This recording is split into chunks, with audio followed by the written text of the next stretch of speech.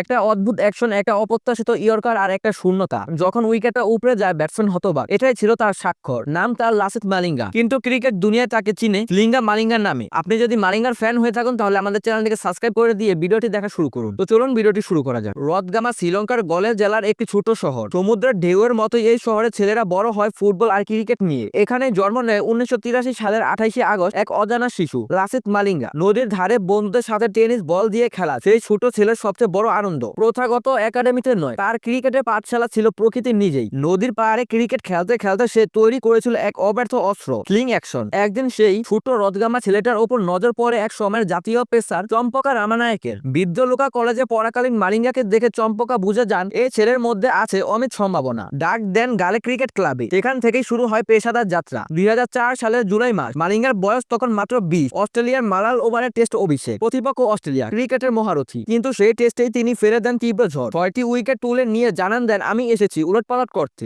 Darren লেহম্যানকে দুবার, Adam Gilchrist, Shane Warne, Damien Martyn সবাইকে এক এক করে ফিরিয়ে দেন প্যাভিলিয়নে। ম্যাচ শেষে গিলক্রিস্ট নিজেই বলেন, এই ছেলেটা অন্যরকম কিছু। ওডিআইতে অভিষেক হয় সেই বছরই সংযুক্ত আরব আমিরাতের বিপক্ষে। এরপর আর পেছনে ফিরে তাকাতে হয়নি। দিন যত গড়িয়েছে লিঙ্গা মালিঙ্গার নাম ছড়িয়ে পড়ে বিস্ময়। মালিঙ্গার বোলিং ছিল বিজ্ঞানেরও বাইরে। তার রাউন্ড আর্ম এমন ভাবে বল ছুটতো যেন বলটা ছুটে আসে ভূমি সমান্তরালে। বিজ্ঞানীরা বলেছেন তার অ্যাকশনে ছিল ম্যানগাস ইফেক্ট, যার কারণে বল হাওয়ায় ঘূর্ণায়মান হয়ে অপ্রত্যাশিত গতিতে নড়ে। বিপক্ষ ব্যাটসম্যানরা প্রস্তুত থাকলেও ইয়র্কার বা ইন্ডিপার সেই বল এসে গড়াগড়ি খেয়ে উপরে ফেলত স্টাম্প। এমনটা বিশ্ব ক্রিকেটে কেউ আগে দেখেনি। তাকে নিয়ে অনেক কথা উঠলেও আইসিসি কখনোই তার অ্যাকশনকে অবৈধ বলেনি, কারণ এত নিখুঁতভাবে নিয়মের মধ্যে থেকেও এমন অ্যাকশন একমাত্র মালিঙ্গাই পারতেন। 2007 বিশ্বকাপে দক্ষিণ আফ্রিকার বিপক্ষে মালিঙ্গার সেই বিখ্যাত 4 বলে 4 উইকেট ক্রিকেট ইতিহাসের পাতায় সোনালী অক্ষরে লেখা থাকবে চিরকাল। ট্রওয়ান প্লক, অ্যান্ড্রু হল, জ্যাক কেলিস এবং এম অ্যান্টনিকে পরপর 4 বলে ফিরিয়ে দিয়ে তিনি গড়েন ইতিহাসে প্রথম ডাবল হ্যাট্রিক। এরপর আরো অনেক রেকর্ড তার ঝুলিতে। একমাত্র বলার যিনি বিশ্বকাপে 2টি হ্যাট্রিক করেছেন, আন্তর্জাতিক ক্রিকেটে সর্বোচ্চ 5টি হ্যাট্রিকের মালিক। ওয়ানডে এবং টি-20তে 2 ফরম্যাটে 4 বলে 4টি উইকেট নেওয়ার একমাত্র ক্রিকেটার। টি-20তে প্রথম 100 উইকেট নেওয়া বলার। এই সব রেকর্ড শুধু সংখ্যায় সীমাবদ্ধ ছিল না, এগুলো ছিল ভয় ধরানোর বার্তা প্রতিপক্ষের জন্য। 2014 সালে আইসিসি টি-20 বিশ্বকাপ শ্রীলঙ্কার নেতৃত্বে মালিঙ্গা। দলটি ছিল তারুণ্য আর অভিজ্ঞতার সংমিশ্রণ। মালিঙ্গার নেতৃত্বে শ্রীলঙ্কা প্রথমবারের মতো টি-20 বিশ্বকাপ জিতে নেয়। ফাইনালে ভারতকে হারিয়ে সেই রাত ছিল শ্রীলঙ্কার ক্রিকেট ইতিহাসে গৌরবোজ্জ্বলের মুহূর্ত। এছাড়াও 2007 ও 2011 বিশ্বকাপের ফাইনালে শ্রীলঙ্কার দলে ছিল মালিঙ্গা। যদিও শিরোপা জিততে পারেনি, তবুও তিনি ছিলেন দলের মূল অস্ত্র।